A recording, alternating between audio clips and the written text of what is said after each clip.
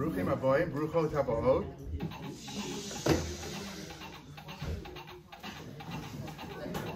So I brought Marilyn's horse with me today. There's Marilyn.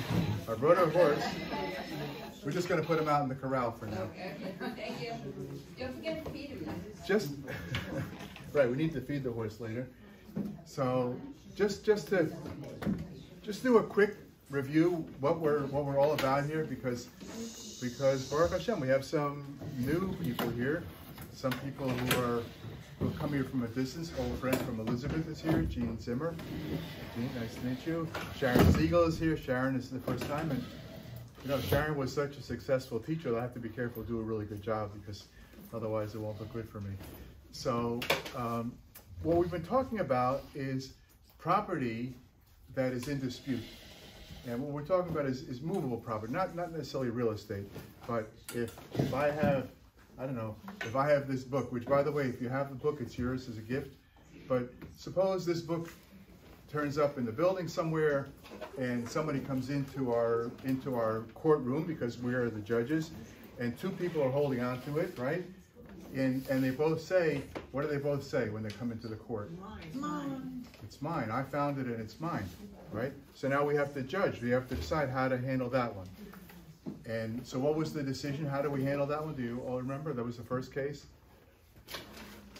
What is the outcome of such a situation where both people they have to swear because why do they swear? Because generally speaking, the court cases are decided by evidence, right? And evidence in a Jewish court most often is the testimony of witnesses. So if you had a situation where you had two people holding on to the book, so our first case was two ladies holding on to a sweater, no one saw them picking it up, which means we don't have anybody that can tell us what actually took place. So we have to rely on their own word, right? And in order to make the seriousness of their claim in court powerful, we ask them to actually swear. People don't like to swear, you're taking God's name and so on. So it's a serious issue, and they swear, each one of them swears that they have in it no less than half, right? Because if they say more than half, then one of them is going to be lying, right? This way they each say they have no less than half, and we divide it. Divide means either if it's a type of thing that can be cut in half and there's still a value to each half, then we do it that way. And if not, we sell it and the proceeds are shared. The second case that we had was the case of Harriet's cow and Tova's bull, right? If you remember that one, where you had a cow and a bull are in a pen together, and in the morning, the farmer comes and he finds that there is a dead cow, and next to the cow, a dead calf. So it's pretty clear that the bull gored the cow, because the cow has wounds like she would have been gored, and the only other animal in there was the bull. So the owner of the bull is responsible to pay the damages to the owner of the cow, right? And how the damages are assigned, that relates to whether this is a habitual gorer or this is the first time, but whatever it is, the owner of the bull has to pay for the value of the cow. But what about that calf? The calf is lying on the ground next to the cow, and what are the possibilities that could have taken place? Do you remember? What could have happened? It could have been stillborn. It could have been... Right, it could have been stillborn prior to the goring, in which case, is the owner of the bull responsible? No, because the calf died before the goring. If, on the other hand, the death of the calf was caused by the goring of the bull, in that case, the owner of the bull is responsible. So can anybody swear in this case? No. So how are we going to solve it? Nobody can, we had no witnesses, no one can swear. All we can do is we can divide it. So the value of the calf, the damages that the owner of the bull needs to pay, that gets split in half. And so the owner of the bull pays half of whatever that would have been. The next case was Kate is the storekeeper, and the landscaper has several properties that he takes care of. And every Friday, he likes to pay all his people, and they like to get paid in cash. So what Todd does is he asks Kate to pay his people. They should come into the store on Friday and pay them, because he's got a property he takes care of in Deerfield. He's got another one in Delray. He can't be everywhere at one time. So he makes arrangements with local storekeepers, or he could do it with the bank, whatever it is, that the storekeeper will pay the employees, and then Todd will settle up with the storekeeper on Monday. So what happens in this case? One of the employees comes to Todd on Monday morning and says, I didn't get paid. So Todd goes to Kate and says to Kate, what happened? Kate says, I paid them. So now you have the gardener asking to get paid. The storekeeper says she paid already. So now, how do we decide this one? So the storekeeper says to Todd, listen, you asked me to do something for you, I did it. I have nothing to do with your employee. That's your problem. You work that out. The employee says to Todd, I worked, I need to get paid, I didn't get paid. Whether you have an arrangement with the storekeeper or not, she's a nice lady and everything, but you have to pay me. And in that case, that's just what happens. He pays both. He has to make the storekeeper whole, give her back what she said to pay, and he's got to pay the employee. So probably the following week he's going to make sure that everybody gets receipts and so on. But still in all, that's how it had to be handled. So, and then last week our case, there are a couple other cases that we've done, but they're like sub cases. The case that we had last week was you had Marilyn riding on her horse, right? And Shana was walking alongside of her, and Marilyn spied a $50 bill on the floor. And what happened, Marilyn? Shana picked it up and wouldn't give it to me. Right, Marilyn, that's right. Marilyn said to Shana, there's a $50 bill on the ground, pick it up for me. So Shana bent down, she picked it up, and she put it into her pocket. And so Marilyn says, that's not right. I pointed it out to you, and therefore it's mine. So that case came to our court as well, and we have to figure out how to solve that. So in that case, does anybody swear? Why couldn't they just divide it up? Well, why would they divide it up? Because they both kind of saw it at the same time. Well, nobody, see, think about it. Each of these cases has special characteristics. In the first case, we don't really know what took place, right? Because so there are two people holding onto the sweater. We don't know if they picked it up together. The only thing we can do is to make them swear. In the case of the cow and the bull, we know a certain amount that took place. We don't know all of it, and nobody knows, right? In the first case, the two claimants, they do know what took place, and they can therefore come in and make a shvuah, and they can swear, but we don't know. In the case of the cow and the bull, nobody knows. In the case of the storekeeper, again, we don't know what took place. She knows what happened, the worker knows what happened, but the owner of the employer doesn't know what happened. So all that can happen is that he's obligated to pay the storekeeper and to pay the employee. In this case, we know what happened. It's very clear what happened. Marilyn asked Shana to pick it up. Shana picked it up, and she put it into her pocket. There's no dispute about the facts of the case, right? The question is, who gets to keep the money? Okay. So now a subvariant of that same case is, let's say Shana picked up the money and she gave it to Marilyn, and she said, but really, I'm entitled to it because I picked it up. Right? So now in both of these cases, what we say is the person who's in possession of the item is the one who gets to keep it. Because when Shana picked up the $50 bill and put it into her pocket, she says, well, I don't care what you have to say. I saw it. I picked it up. I had no intention of giving it to you. I picked it up for myself, and I'm going to keep it. And there's no way that we can take it away from her because she's in possession of it.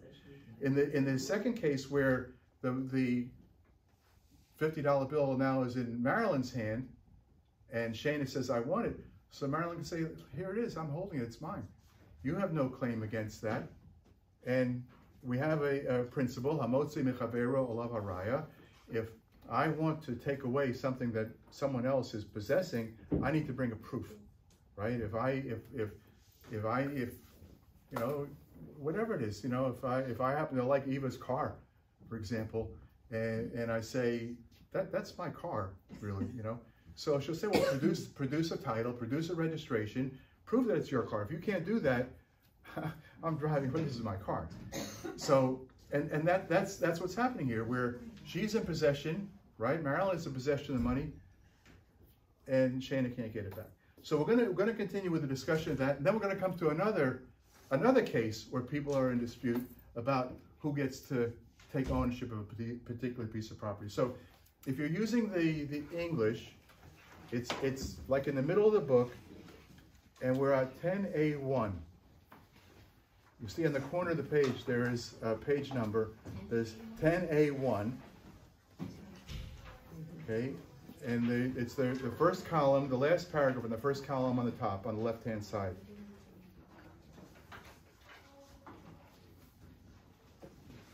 Okay, and if you're using the Hebrew part, so it's on Daf Yud Amud Aleph, 10A.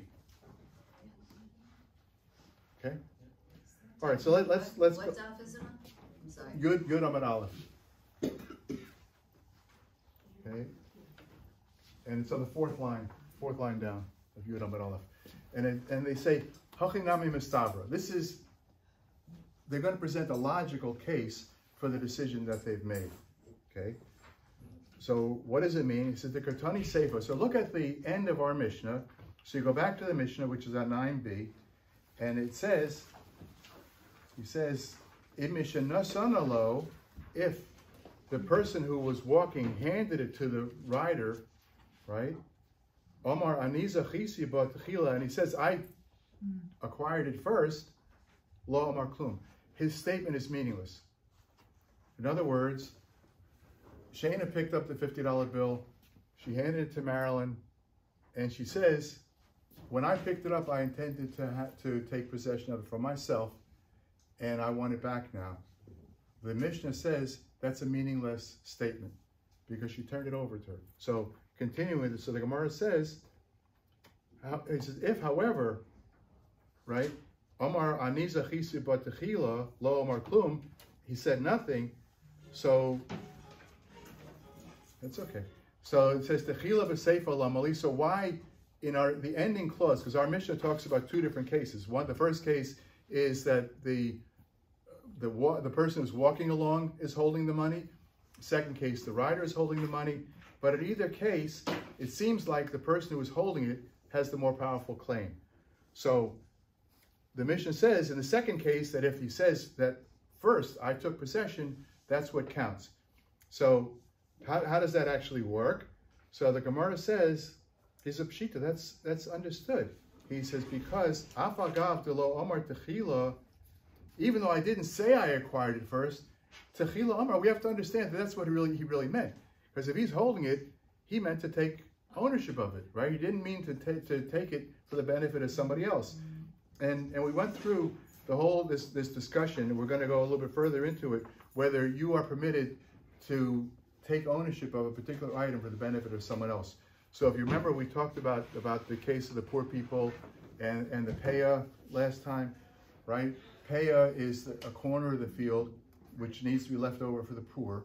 So if one person who is not poor says, I'm going to take ownership of this for the benefit of another person who's poor, so the Gemara says you can't do that. Because what you're doing is you are harming all the other possible poor people to the benefit of someone else, and you yourself are not eligible. You couldn't take it and own it because you're not poor, right? So only another poor person. So then they come to the conclusion that in terms of found objects, we're all considered to be poor because nobody has a claim. on that found object. So that $50 bill, no matter how much money you have in your 401k, doesn't make any difference. We're all, relative to that, we're all equal, because every one of us has the equal right to it. With the paya means a corner, right? It doesn't mean just the payas that people have. It's a corner of the field, and when you harvest your crops, you're obligated to leave over certain of the harvest for the poor, right, Robin? So there's 3 different types: leket, shikha, and paya. Leket means, we gave the example of the gleaning, right? Who was the most famous gleaner? That was Ruth, right? She was following behind the workers, and whatever dropped when they were harvesting, that was called leket. That's left over, and the poor can take that. The other one's called shikha, which means lishkach, to forget. So if the harvest is finished, the sheaves are all bundled up, and then they come with the truck and they pick up all the bundles of grain. And if there are a couple of bundles that get left behind, that's considered forgotten, and that is the property of the poor. And the third one is paya. It's a corner of the field. So you need to set aside one corner of your field, and there's no limit. Actually, there is a limit. The limit is it can't be the entire field, but you can make that paya as large as you want, because someone pointed out that we say this every morning, right? Ela devarim she'ein lahem shiur. These are the following items have no standard, right? And one of them is paya, that you can make the paya as big as you want. But once you make it, that corner of your field is the property of not the owner of the field any longer, but of the poor, right? And the Gemara has standard what it means to be poor, how much money you have to have. It's not like, I mean, even in our present day, our government programs, you can't just declare yourself poor. You have to have a certain minimum income, whatever it is. But so if somebody is considered to be poor, they're eligible to participate in the paya. So a person who is not poor can't take possession of it for someone else who is poor. We're all, because in terms of a found object, we all have equal rights to it. It doesn't matter if you are, a billionaire or living on a welfare check. You have the same right to that object that's on that floor. That $50 bill, any one of us, no matter how much money we might have in the bank, we're all considered to be a poor person from that. I just wanted to, I guess I'm going to comment, but ask at the same time. So I know I always ask you about intent, and did the rabbis take into consideration human nature, and I know they did. And you don't see that in the foreground of the conclusions, but it's very much there, because human nature is such a big factor in how the rabbis actually come to settle up. And it bothers me that we're not really saying anything about that. So I'm glad you brought that up, because today's case is going to deal with intention. Because, and what's going to happen is that the actions of the person will reveal their intention. Okay? So I didn't prepare her with a question beforehand, but it's a good one. No, because repeat. So what she's saying is, does the intention of the person involved come into play, and how do we know what their intention was, right? So in the case of Shana picking up the $50 bill and then handing it to Marilyn and then saying I intended to take it for myself all along, her intentions are belied by her actions, right? Because if she wanted to take it for herself, she should have put it into her pocket and taken it. When she gave it to Marilyn, it's hard for her to come back and say, well, I didn't mean that. But you did that, right? But she was on the horse. So Shana, who was on the horse? Marilyn was on the horse, right? Okay. Marilyn was on the horse, right? And Shana picked up the money. And Marilyn told her. Didn't Marilyn ask her to pick up the money? Marilyn did ask her to pick up the She money. was the first one Because that she had was on the some horse and couldn't reach recognition of it. Right. So in the first case,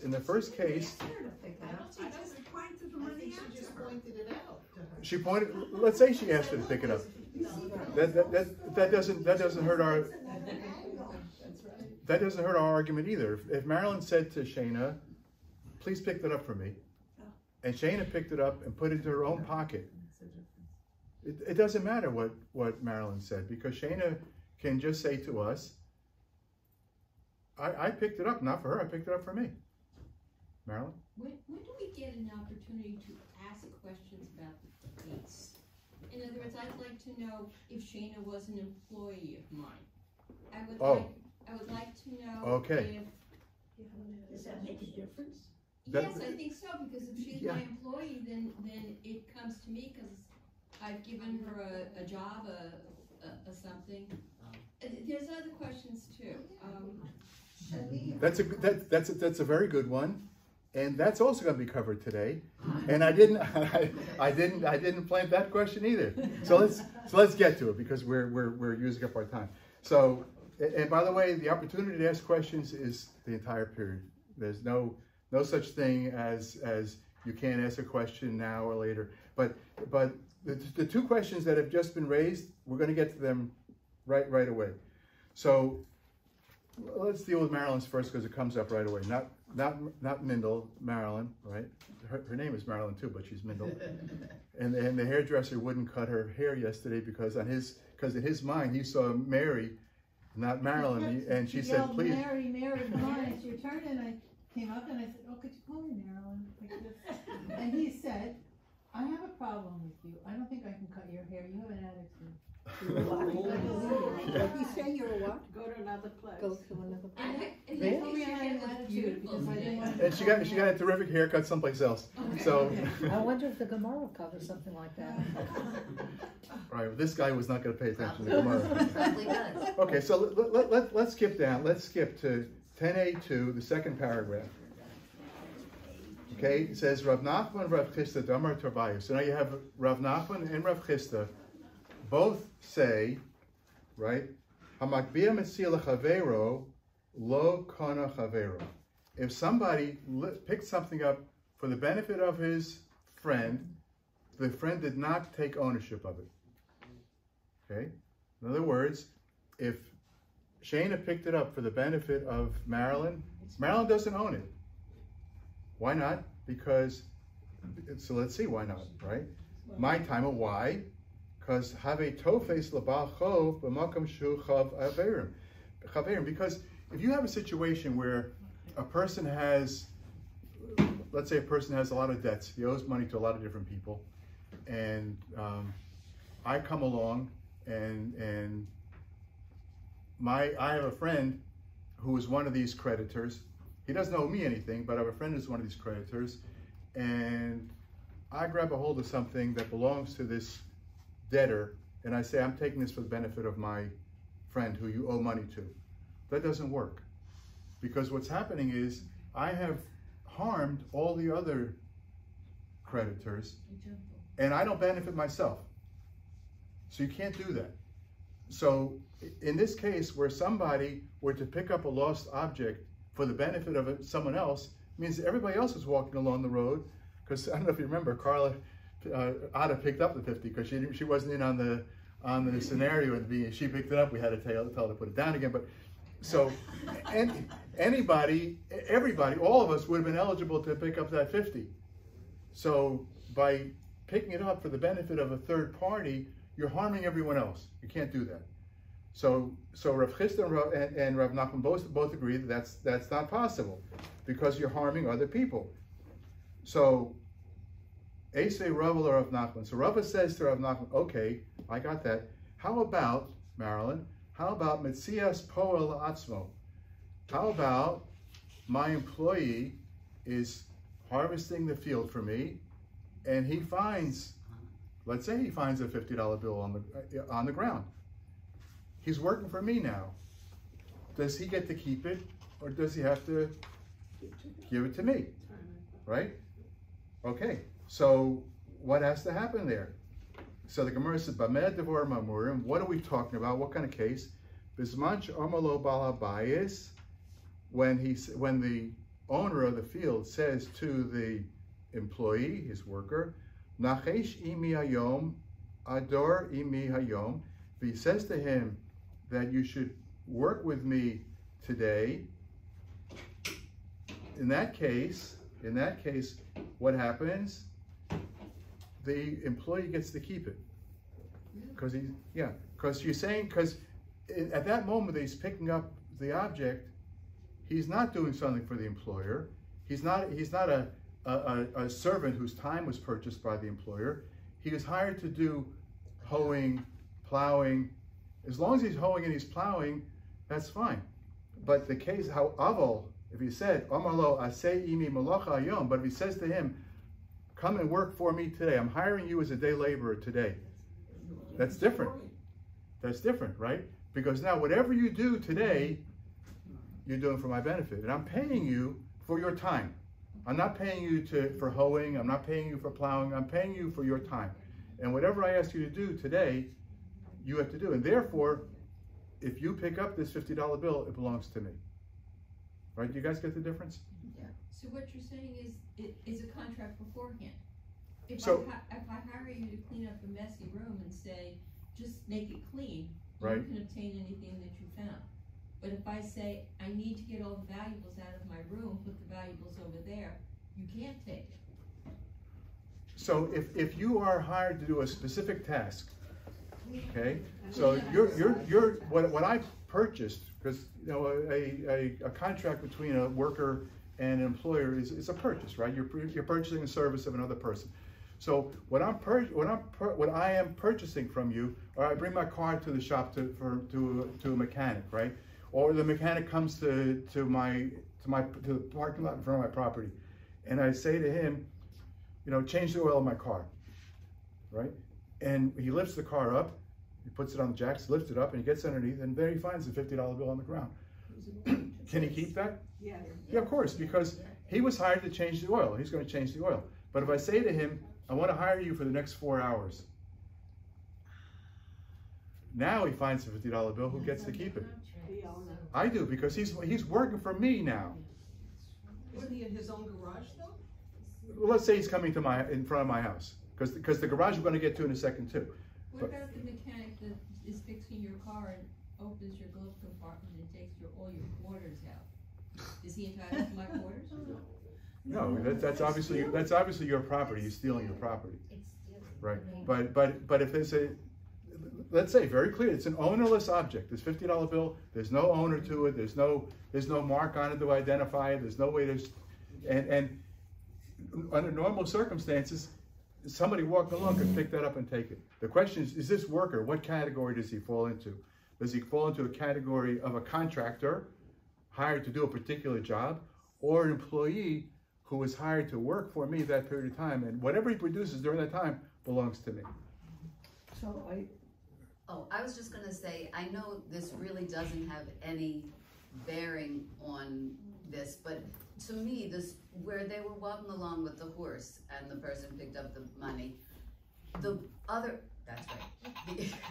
The other thing that I guess doesn't enter into it is the human element, like that maybe they were friends, and now she's gonna be mad at her, they're not gonna be friends, you know what I'm saying? Well, listen, What? my mother, Is Yeah, ownerless. yeah, Fran, I mean, I Fran, get that. Just, what you know.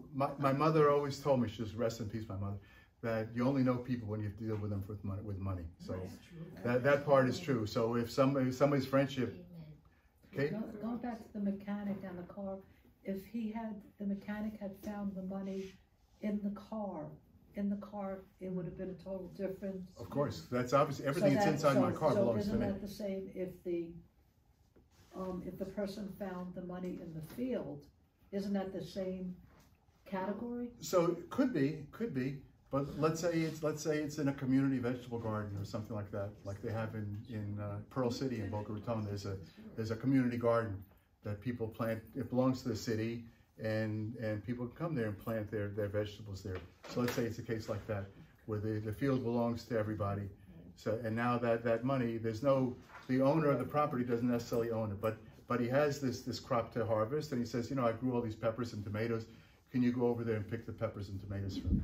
And then he finds the money. But if he says to him, I want you to come and work for me, whatever needs to be done in the next 4 or 8 hours, then it has to go to the But in person the hired. Gemara, I believe they're referring to the owner of the field is the employer. So So isn't that the same thing as the, that's a good one, Kate. You got me there. So that's a very good one, because what Kate is bringing out is that he found the money in the field of the owner. Shouldn't have belonged to him necessarily, and we're going to get to that right away. In fact, we're going to, Jill. Well, I'm just wondering how many people who find money. Are going to say, hey, look what I found. I Well, mean, that's another, it that's belongs another Yeah, point. I mean, you know, there's a whole Right. other element, but I mean, Right. It could be any item. It doesn't have to be money. Money is just a simple. I chose to use that because we can all relate to finding money on the ground. But it could be any item that you find. It could be somebody's gold ring. It could be think of anything at all that people might lose, and it could be that's what was found, and that's what's in dispute. So I'm gonna again. I don't like to do this, but I'm gonna do it anyway. We're going to skip to the next Mishnah, which is on page 10a3. Okay. And if you're in the Hebrew one, it's about a third of the way up. And in this case, the actions of the person will teach us what their intention was, and then so Mindel's question about the intention of the person is going to come into play. So whenever I read this Mishnah, I think of a football game, because it says Ra Samatzia v'nafal aleha, right? Mahomes fumbles, and somebody in the Philadelphia team falls on the football, and the referee goes, right? Who gets to keep the ball? Whoever's on top of it, holding on to it, right? So the Mishnah says Ra Samatzia v'nafal aleha. Somebody saw something on the ground, fell down onto it, but that wasn't the end. Now, one of the Kansas City players grabbed a hold of it. The Philadelphia player is lying on it, and the Kansas City player grabs a hold of it. So what's the referee going to decide? Whose ball is it going to be? Right? The first guy. The guy that's laying on it. What do you think? Anybody else? whoever has the ball. Whoever's holding the ball. No, the first one. Right. So the Mishnah says, Zeh shehechzik ba zacha ba. That one who's holding it gets to keep it. You mean as in holding it at the end after he sees it? So in other words, the Kansas City quarterback fumbles, the Philadelphia player falls on it, and then one of the Kansas City players grabs a hold of it underneath there. The referee is going to give it back to Kansas City. Because if the referee knows this Mishnah. Because that person who's holding it owns it. So, wait a second now. Kate said it's in his field. Doesn't he get to keep it? It's his field, right? That was the question from last time. Let's see what the Gemara says about this case. So take a look at the Gemara, which follows the Mishnah, right? Omer Reish Lakish. Reish Lakish says, Mishum Abba Kohen Bardala, in the name of this other person, Abba Kohen Bardala, Arba Amos Shel Adam Konos Lo B'Kol Makom. My property, and even if it's not my property by deed, by title, the four amos surrounding me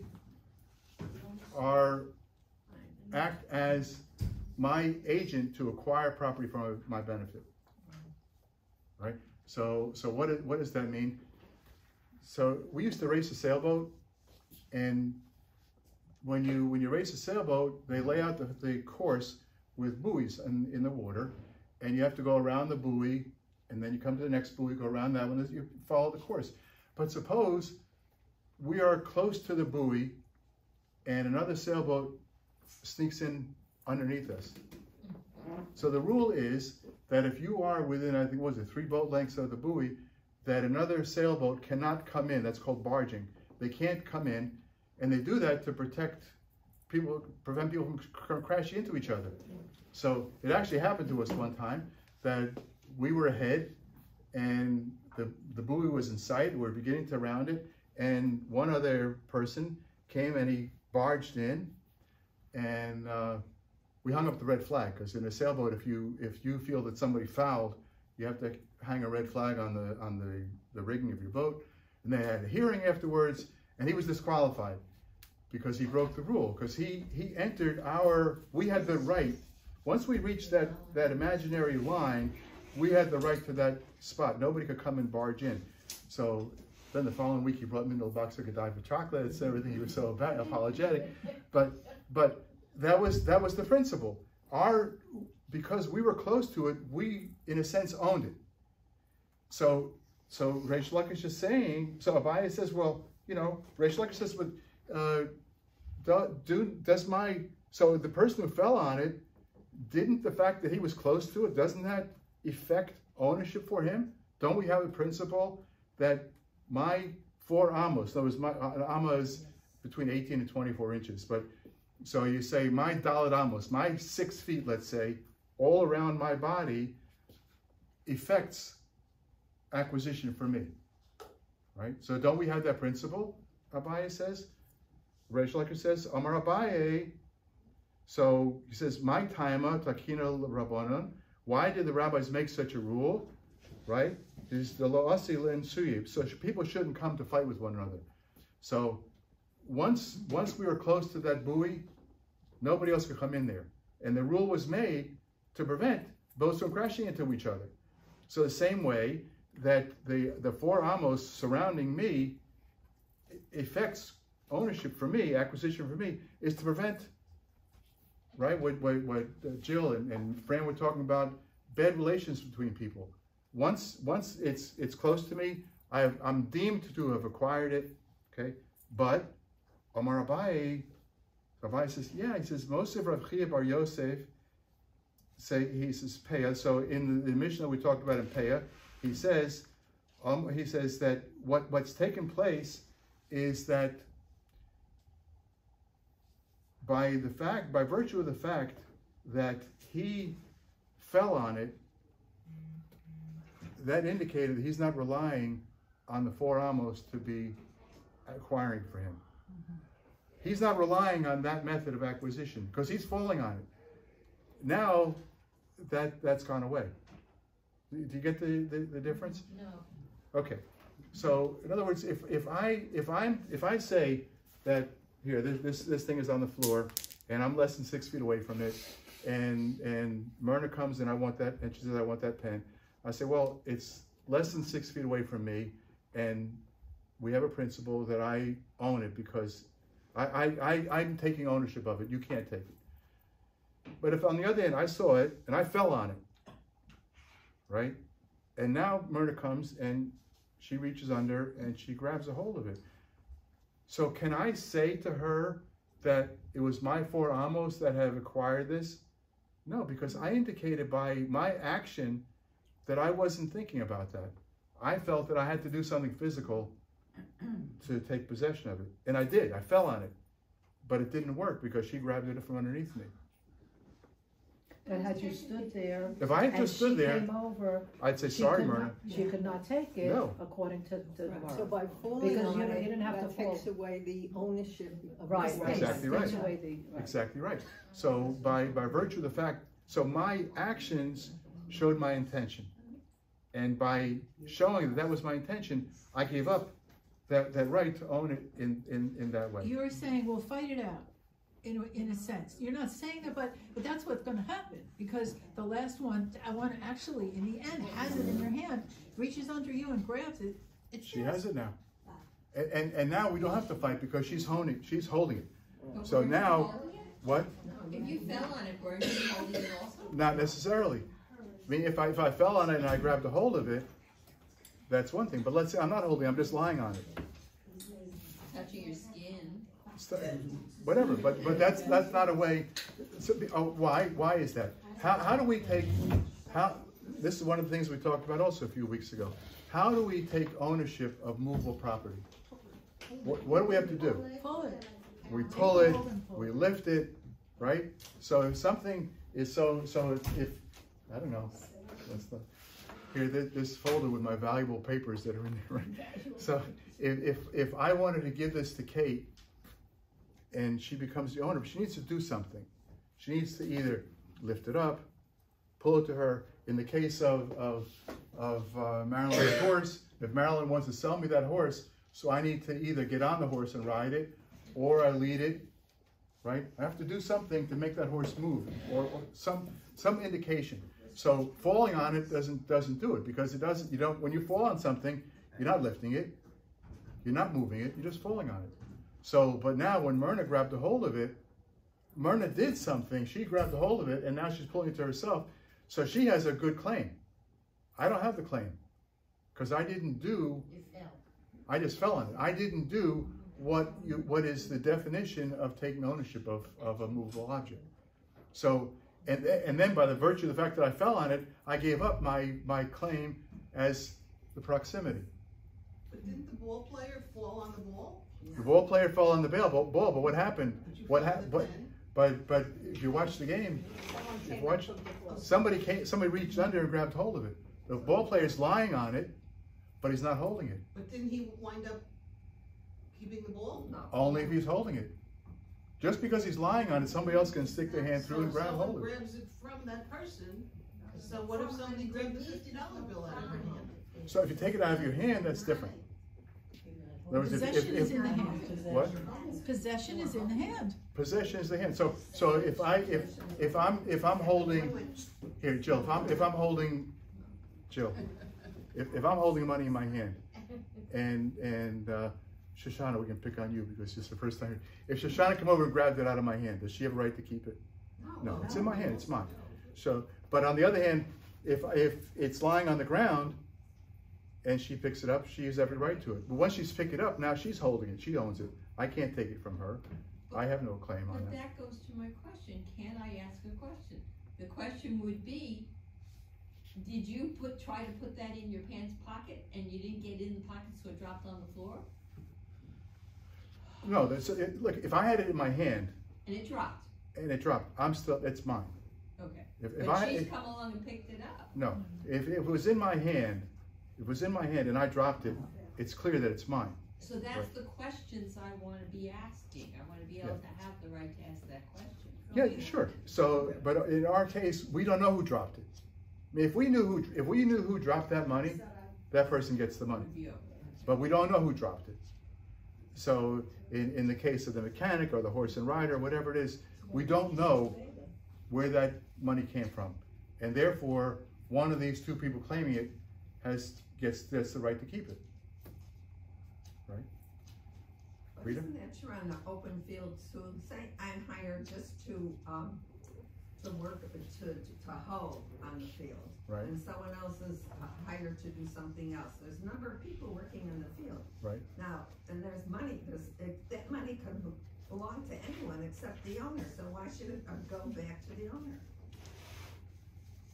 If I say I'm hired just to hoe. Right. And I see a $50 bill laying in the field, but there's other guys doing other things in the field. Right. You're saying that the money belongs to the owner. The money belongs to the owner if the people were hired for their time. Day laborers. If they're day laborer, whatever day labor. The other ones may not be. So the other guy said. So the money could belong to any one of the other guys, not. Well, the it can't belong to the person who's a day laborer. If the day laborer picked it up, it belongs to the owner. It belongs to the employer. Because he's hired for whatever he produces during that period of time belongs to his employer. If somebody is hired to do a specific task, like my mechanic, let's say, if I hire him to change the oil and he finds the money on the ground, he has every right to it. But if I hire him and I say, spend 4 hours doing whatever I need you to do, now whatever he does during that period of time belongs to me.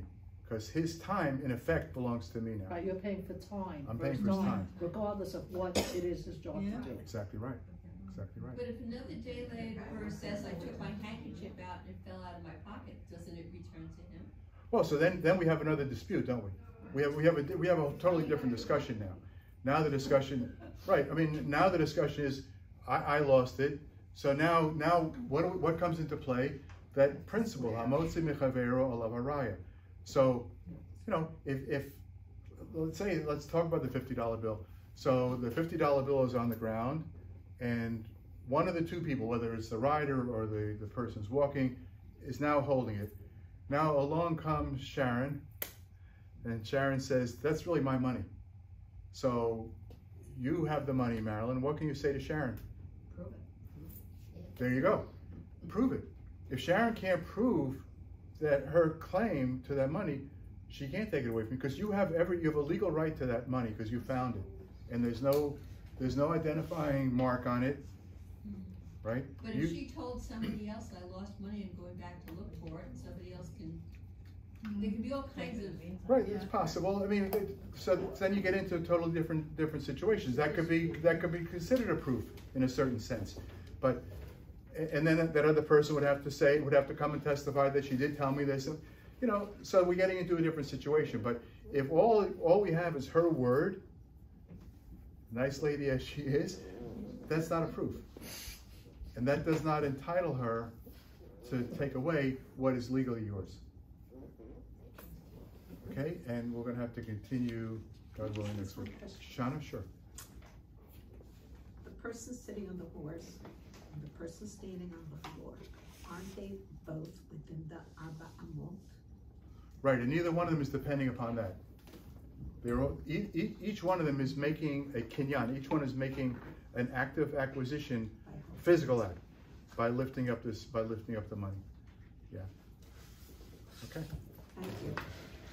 Are we going for a few more weeks? 2 more weeks. 2 more weeks. Right, and so the last week we're having